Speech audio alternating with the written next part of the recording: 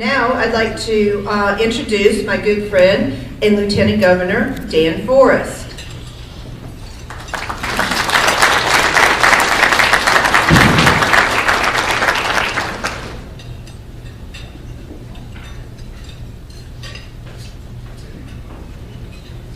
Thank you, Kim. That was the best short introduction I've ever had. That's the way it should be.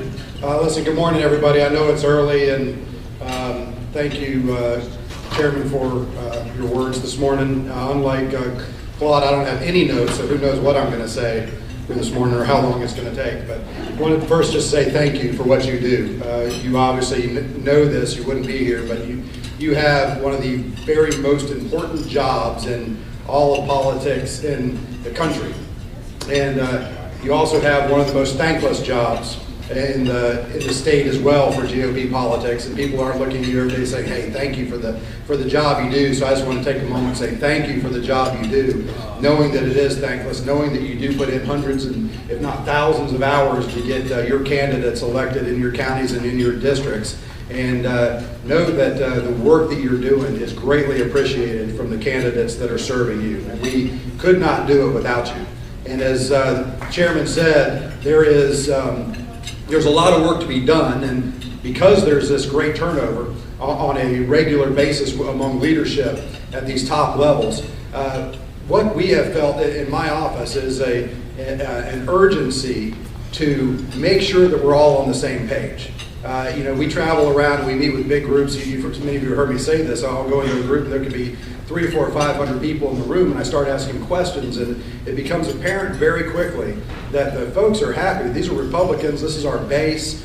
The people are very happy with what's going on in Raleigh from a Republican standpoint. They just don't know what it is. And so what we determined very quickly was, one, we have a messaging challenge. We have to do a much better job as a group getting the message out. And so you are one of those vehicles to get that message out and spread it amongst your county. And as you've heard us talk before, Hal Weatherman, my chief of staff, who is also my campaign manager, is here with me as well. And Hal's gone around to a number of your counties doing what we call Campaign 101 or Election 101, which is all about tactics. The chairman mentioned leadership tactics, if you will. Here's some things you can do as a leader. Here are things that are important that you need to be doing surrounding yourself with your peers. There's also tactics at the election level. And what most people think getting into politics, and most of you already know this, but most people getting into politics think, well, unless I have X amount of money, I really can't do anything. And so they sit back and they really have their hands tied behind their back and they don't know what to do next. What we've been doing is going around the state just teaching people the tactics. Here are the steps. Some of you were in our session yesterday just talking about some of those tactics. And we believe if we all get on the same page with those tactics, we can all then get on the same page with our messaging. And when we get on the same page with our messaging, we are going to be so far ahead by the time we get to 2016 that we're going to not have to do a lot of the basics in the last few months of the campaign. And that's what we often feel like we have to do. It's our job at the politician level, at the chairman level, the state party level, to get the message to you in a way that you can disseminate it to your people and in a way that you can defend it. The last thing we want is to get you bullet points that you can't defend. So when you go out and you talk to your neighbor and then they say, oh, well, what about this? You sit there and go, oh, I don't know anything about that. I don't know what to say and how to answer you. It's very, very, very important that we know how to defend what we believe. So if we're in Raleigh or Washington, D.C. fighting for what we believe is right here on the ground level, we need to be able to defend that message. And that's something we're going to start doing. We're going to start helping all of you with that. We're going to start helping all of the Republican senators in the state, all the Republican House members, the governor, with getting that message out so that when November comes around, we're in better shape. And then when 2016 comes around, we're in better shape. So there's a number of tactics. I'm going to mention one because it's something that we've talked about quite a bit. Because when you run a statewide campaign, your eyes are open to a lot of things. A lot of people are focused in their districts or their counties, and it's a microcosm of certainly what's going on statewide. But when you run statewide, only a few people do this. Only a handful of people do this. The world opens up and a little bit wider to you, and you glean some things that you may not glean otherwise. I'm just going to mention one. And that is the process by which we travel across the state, statewide. You know, everybody says all the time, it's a big state, right, Claude? Everybody says, some of you hear that 20 times a day, it's a big state. Well, no kidding, you know, it's a big state. It takes 12, 13 hours to cross the state, and we have 100 counties, and there's only so many months and weeks in the year that you can get to all those counties. But there is a process that we can start to implement in our state to make that big state a whole lot smaller, and to make the process of conventions and Lincoln Day dinners a lot smoother. So for instance, you all know that in 2016 we're going to have a governor's race, we're going to have another Senate race, and we're going to have a presidential race. And that presidential field for the Republicans is going to be a big field. And North Carolina is moving their primary up so that we can have a little bit more action here in our state. Excuse me. And so what do we do to take advantage of that in North Carolina? Well, here's one of the things we discovered. And all of you know, excuse me, know this too, because you're in the scheduling business. Nobody plans when their convention is and when their Lincoln Reagan Day dinner is and coordinate that with other counties around them or regions around them. What if, just what if, we did that as counties? What if we all got together across the state and we said, here is the sequence with which we're going to plan our county conventions. Here's the sequence with which we're going to plan our Reagan Day dinners. And then when presidential candidates, all of them, want to come to North Carolina, they're going to want to be in our state because they can see how in a 2, 3, 4 day, 1 week period, they can travel the entire state of North Carolina and get in front of 500 people in every single county. And you know what? Some of you are saying, we've never had 500 people at our county convention or our Reagan Day dinner. You will if you have presidential candidates come in your county. But we work together. If we work together, we can raise a lot more money. Those are your fundraisers. Those are the things that people come out and spend a lot of money for, to get a presidential candidate showing up at your Reagan Day dinner.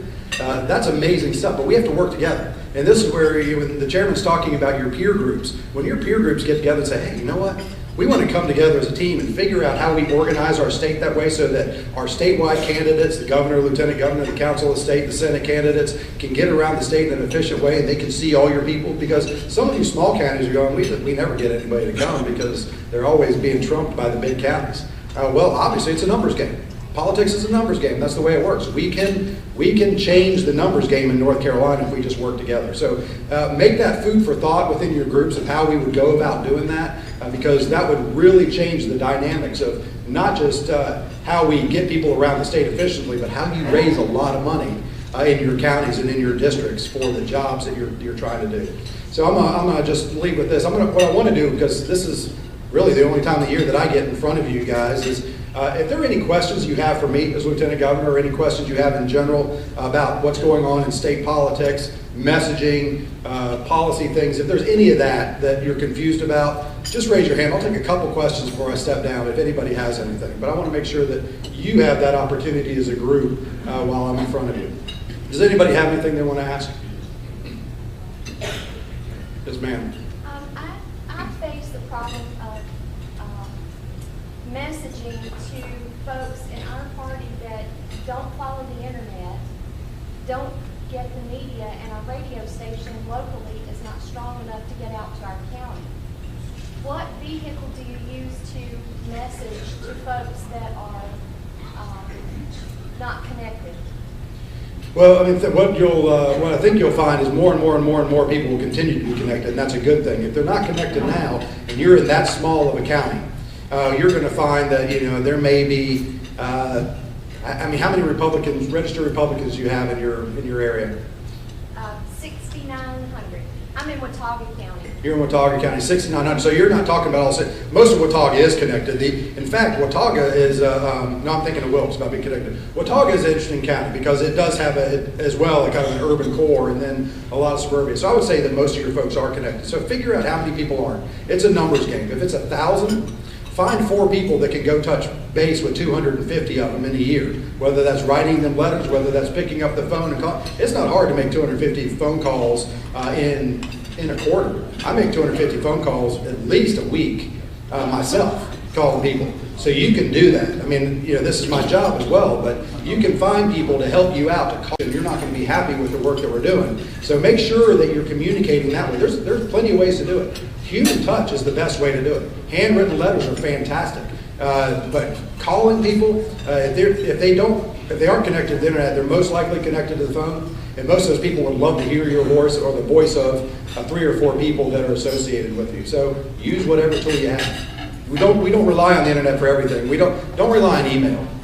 You know, email is a tool, but email gets a 7 to 9% open rate. 7 to 9%. If you're sending out to 100 people, you're going to have 7 to 9 people that actually open that email. So if you're doing that, you got to email them, 50 times before they even get that one message opened up. They'll open up because they're tired of seeing your email come to them. But it takes a long time to get that message out. So use social media, use phone calls, use all those things, every tool that you have available to you. Anybody else? Justice. I just want to start with about coordinating.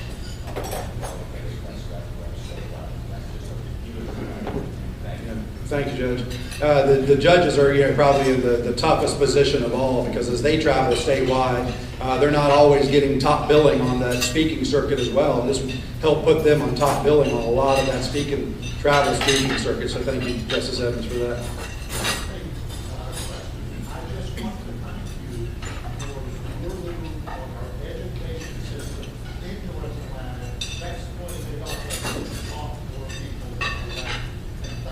Thank you. Let's take one more question. Everybody has a question. Okay, no more questions. Thank y'all so much. We'll be around all day. We'd love to talk to you, but thank you for having us this morning.